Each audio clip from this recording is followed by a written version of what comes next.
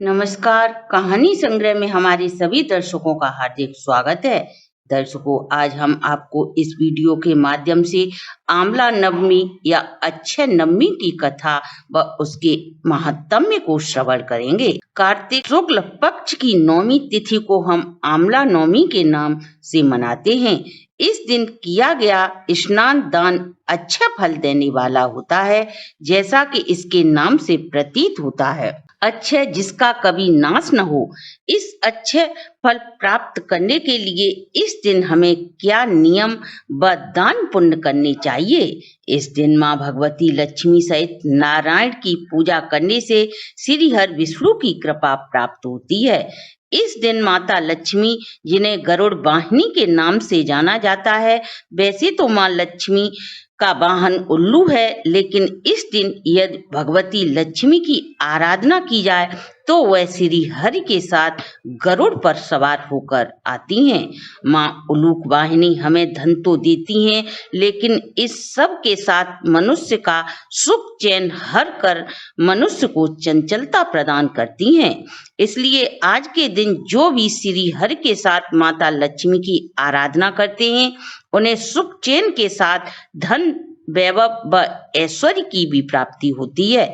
इस दिन आंवले के वृक्ष के नीचे पूजा अर्चना कर यदि इस औषधि से भरपूर वृक्ष के नीचे आप भोजन ग्रहण करते हैं तो पूरी वर्ष तक आपको अच्छा स्वास्थ्य के साथ साथ मानसिक शांति भी मिलेगी। अक्षय नवमी के दिन ऐसा भी माना जाता है, इस वृक्ष से अमृत की वर्षा होती है। इसलिए हम जो भी भोजन इस वृक्ष के नीचे बैठकर ग्रहण करते हैं, वह अमृत के समान लाभकारी होकर हमें अच्छा स्वास्थ्य प्रदान करता है। क्योंकि हमारे शास्त्रों के अनुसार आंवले के वृक्ष की पूजा जो भी व्यक्ति इस कार्तिक महीने में करता है, उस पर श्री हरि विष्णु की कृपा प्राप्त होती है। और यहाँ पर श्री हरि की कृपा दृष्टि पड़ती है, वहाँ माता भगवती लक्ष्मी की भी कृपा दृष्टि पड़ती है। यदि इस दिन इस वृक्ष के नीचे बैठकर ब्राह्मण को भोजन कराएं तो हमें दैवीय कृपा की भी प्राप्ति होती है। दर्शकों, प्राय देखा होगा आपने, हम दान पुण्य धर्म करते हुए भी कभी कभी बहुत दुखी रहते हैं। तो हमें समझ लेना चाहिए कि हमारे पूर्व जन्म के पापों के कारण यह सब हमें भोगना पड़ रहा है। इसलिए हमें मानव जन्म लेकर ज्यादा से ज्यादा दान पुण्य करने चाहिए। जिस प्रकार प्रत्येक मनुष्य को अच्छे कर्म का फल अवश्य मिलता है, उसी प्रकार हमें अपने बुरे कर्मों का दंड जरूर भोगना पड़ता है।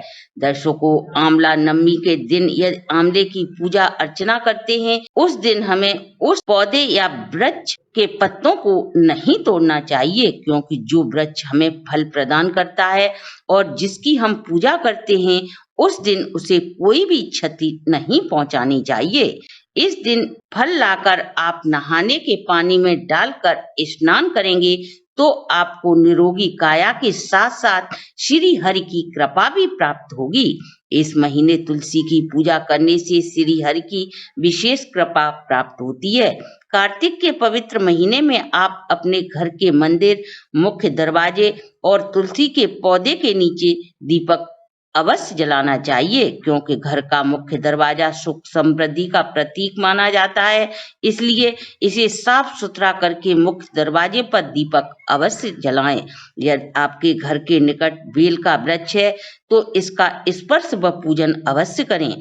इसके स्पर्श मात्र से माँ भगवती लक्ष्मी की कृपा प्राप्त होती है। यदि किसी मृतक व्यक्ति की शव यात्रा बेल वृक्ष के नीचे से होकर निकलती है तो उसे मोक्ष प्रदान होता है।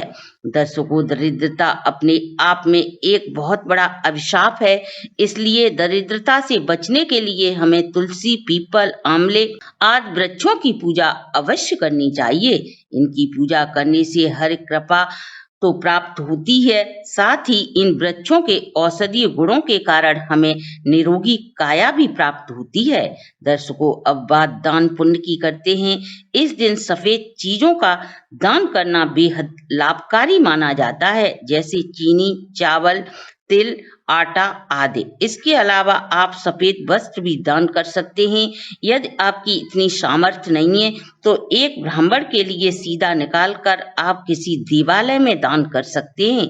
सीधा से मेरा अभिप्राय है कच्चा सामान जैसे दाल, आटा, चावल, फल आदि। यदि आपकी जो भी सामर्थ्य हो उसे किसी मंदिर में जाकर दान दे सकते हैं। इससे आपको कार्तिक महीने में दान पुण्य का अच्छा फल प्राप्त होगा।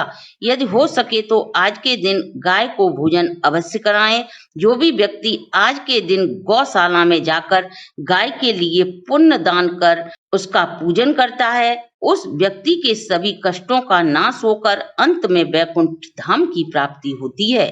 यदि आप मंदिर जाकर पूजा पाठ नहीं कर सकते तो आप गाय के निमित्त रोटी निकाल कर जरूर रखें। और यदि जब भी सप्ताह में आपको अवकाश मिले तो आप गौशाला जाकर इस पुण्य के भागीदार बन सकते हैं। गाय में 33 करोड़ देवी देवताओं का वास होता है। गाय की पूजा करने मात्र से सभी देवी देवताओं की पूजा का फल हमें प्राप्त होता है। यह काम आज ही नहीं, यदि हो सके तो इसे अपने जीवन का लक्ष्य बना लें। अब बात आती है आंवला पूजन की, तो सर्वप्रथम हम स्नान आदि कर आंवले के वृक्ष के नीचे एक कलश स्थापित करें। यह कलश मिट्टी या धातु किसी का भी ले सकते हैं। कलश के ऊपर दीपक जलाएं। यदि गाय का घी उपलब्ध नहीं है तो आप तिल के तेल का दीपक जला सकते हैं और हाथ जोड़कर वृक्ष के नीचे बैठकर प्रार्थना करें, हे देव, आप हमें निरोगी काया व श्री हरि की कृपा प्रदान करें। हमारे जो भी पूर्व जन्म के कष्ट हैं उन्हें श्री हरि की कृपा से हर लीजिए। इस प्रकार प्रार्थना कर आंवले के वृक्ष की जड़ में जल अर्पित करें और आपने जो दीपक कलश पर प्रज्वलित किया है उसे ठंडा होने पर ही उठाएं। इस प्रकार आप आंवले की पूजा व दीप दान कर अच्छे फल को प्राप्त कर माता लक्ष्मी और श्री हरि की कृपा प्राप्त कर सकते हैं। दर्शकों, यह थी हमारी आज की प्रस्तुति। अगर आपको हमारी वीडियो अच्छी लगी हो तो आप हमारे चैनल को लाइक, सब्सक्राइब और शेयर करें।